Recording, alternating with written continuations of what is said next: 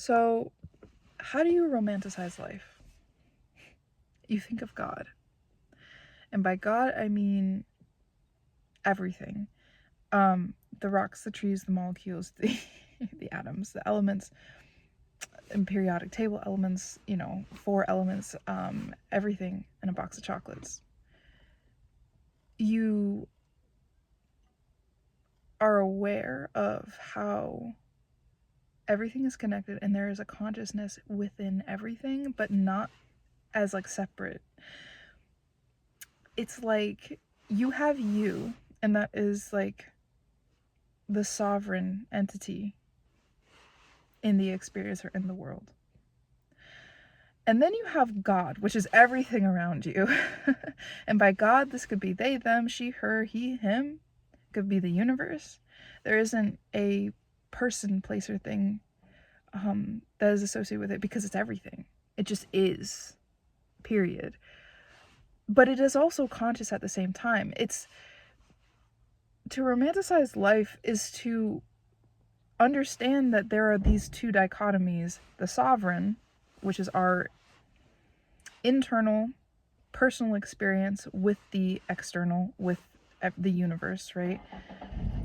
And the universe, which is everything that holds you. It's the world you walk in. It basically takes care of you. And so in that way, we're romanticizing life, because I think when I think of romance or romanticizing, I think of romance, and I think of some like a partner, whether it be a she, her, they, them, or he, him. You know what I mean? It is something that takes care of you, makes love to you, but making love can look like so many different things. It can look like everything. And I feel like for me, how I came to actually romanticize my life, like actually feel mentally grounded in that concept and then therefore embody it, was by just picturing this universe as a character, like, compartmentalizing it for my brain to digest, right? But picturing this allness as taking care of me. And kind of what that looks like in the real world is I'm listening to music. The music is exactly what I need to hear at that time. It's a love song, but it's written for me, to me. And I know it's a really self-centered place, but it's coming from this balance of like self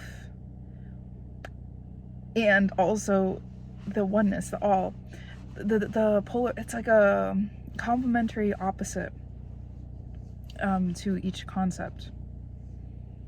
So it's really weird. And in the music, coming back to that example, it's like I'm almost imagining or feeling like this universe or this God character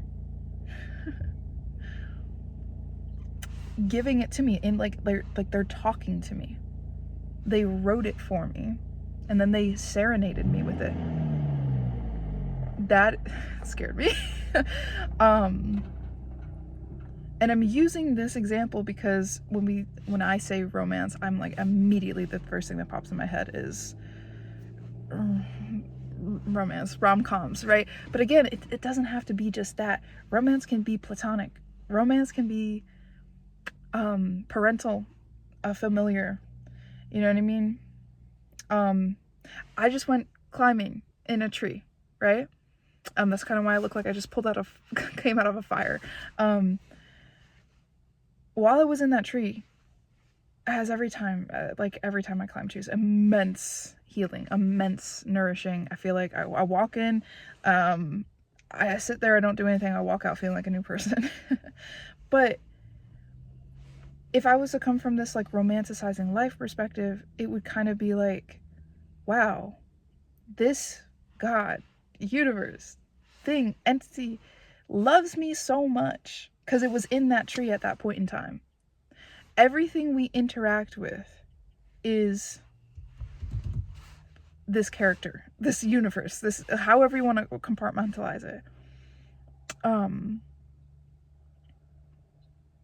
Me talking to the camera right now,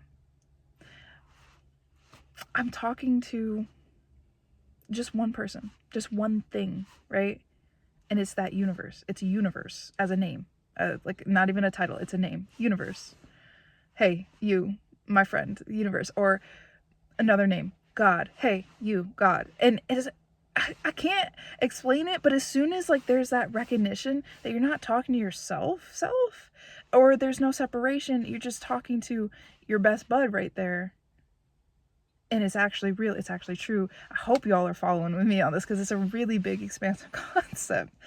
And every single person who's going to see this video is little fragments and little itty bitty pieces of said universe as a person, as a name, right? Every single rock, every single tree, car, every like everything that makes up everything is a little fragment of universe as a person. And this same person, this one thing, entity, person, this one person is your best friend. It is your dance partner for life. It is like your everything. It shows up as everything. Your mother, your father, your sister, everything outside of you, right? Everything we can see, sense, whatever. And that's like one hell of a making love. Like, because you're making love with, you're doing everything together, right? Sometimes I've heard philosophies that kind of mold this internal self into the all, and that is true. That is also true. But recently, I flip between all these different philosophies. I don't think one thing ever for more than like a second. And if you saw me like laugh spit just there, that was impressive. Anyway, it went really far. Anyway. Getting back to what I was saying though, right now, today, I've just been kind of seeing and feeling this concept as you are a kid, a child that's being taken care of by this almighty God, I'm blanking on the correct words right now, but this grandiose, almighty, expansive everything. And it can look like a person, it can look like a rock, it can look like a tree, etc., etc., etc. It can look like your mom, your dad, everything. But it's only one thing. And you are like this little baby. You know what I mean? That it's taken care of. It's weird. It's very weird because then it would it's weird because it implies that you are the center of the universe, basically. But at the same time, it's not I'm the center of the universe. I am better than everything. It's actually holding so much love for everything else as well. Because you are so grateful, so in love with, so nurtured by everything outside of you. It's almost like even people you're having, or something, an environment you have a disagreement with, a person you have a disagreement with, a pet, an animal, whatever, even those things, you could just look at it and be like, oh shit, like, my friend, the universe, was just having a bad day. You know what I mean? Because like right after you have that like tumultuous interaction, literally turning the corner, there's somebody, right, that just gives you a smile or gives you a hug or you experience some kindness. It's like I really hope people are following me on this, because like it's like it kind of brings me to this idea that there is no wrong and nobody can do wrong. It almost like boosts the level of forgiveness that you're able to have for the world. Let's just put it that way. The level of patience, and also the level of abundance mindset. It boosts all of these things.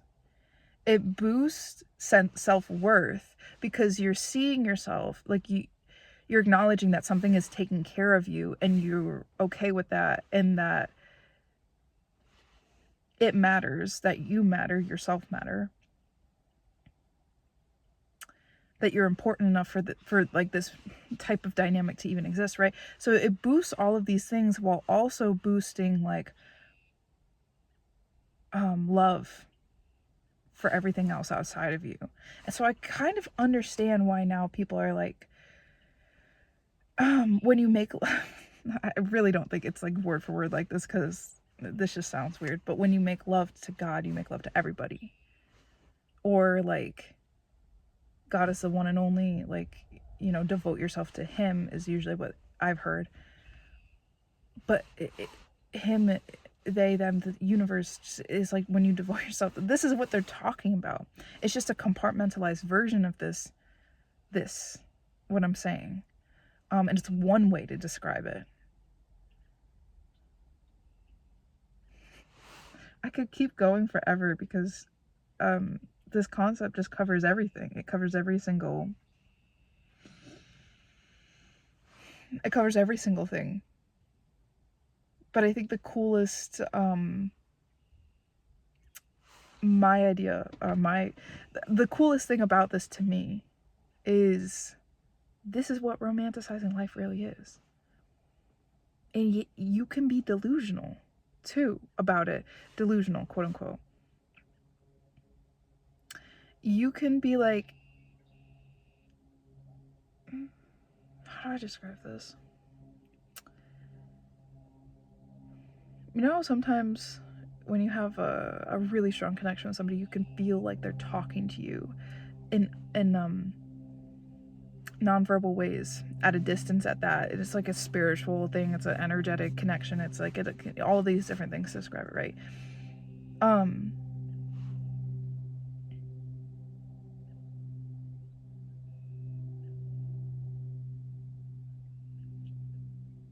When you romanticize life in this way, there is always somebody there that's doing that for you.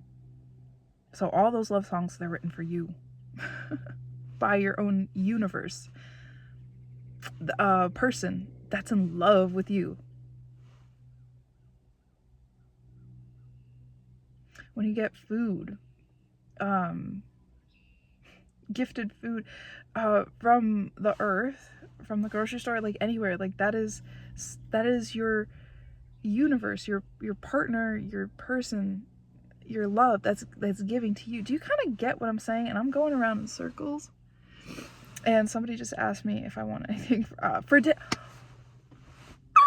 I'm sorry, that is crazy. That is insane. Somebody, I didn't read that text until after I said this. My nose is running. Crazy frequencies happening right now. Somebody just asked me, what do you want? We're getting food. I'm being gifted food right now. That, if that isn't just communication, if that isn't a, I'm sorry, I'm done. I'm done, bro. I'm done. I'm tapped out. This is what I'm saying though. And these little patterns and these synchronicities, they kind of like led me down they breadcrumbed me to get to this, like this philosophy, right? It's like you're always talking. Somebody is always looking out for you, and it's not like a human. It's not a bear. It's everything. Put it into a person. You can think of them as a human-looking thing. You can think of them as anything. You can think of them as God, a light ball. Like, it's just, but whatever it is, it's taking care of you, dude. It's taking care of us. And it's the dichotomy. The dichotomy of it all is, I think this is what people mean when we're all one. We're all part of it. Simultaneously, we are separate. Simultaneously, we are all connected. Because the person I'm talking to right now, you're gonna have, you know, I'm part of your universe partner. I'm a fragment of that. The person I'm talking to right now. You're part of mine. And this is how we're all connected. To me, from my like self-centered perspective, and I say that in not an egoic type of way or in like a negative type of way. It's like from my internal perspective of the world to the external. Like, I see this thing taking care of me, and then, you know, the person that is watching the video right now, you have that as well. Everything around you, to your internal perspective, is taking care of you. And so therefore that makes me part of your care team, or your universe, a fragment of this one love that's like literally caring for you. How did we do that? How do we do that? How do we do it? Like, how does it do it? Oh, we gotta get science on this so bad. I want to measure this stuff. I want to see the mathematical equation. And I'm sure there already is, to be honest. I just don't know what to look for. I feel like if I did, there would be something to do with, I feel like shapes, geometry, 4D, 5D, 6D shapes, and etc. would actually represent what I'm saying, but in like a mathematical form, it's a scientific form. Hope you get what I'm saying with that. It would show you what I'm talking about, how it's interconnected, but how we are yet still sovereign and influenced by, or taken care of by, the external. Like, anyway, that one was a hard one to ground. Such a hard one to ground. I had to restart this whole video like 5 times because there was just so much that I could say.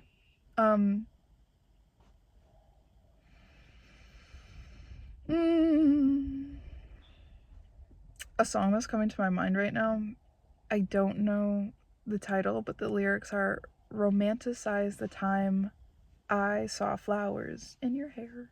And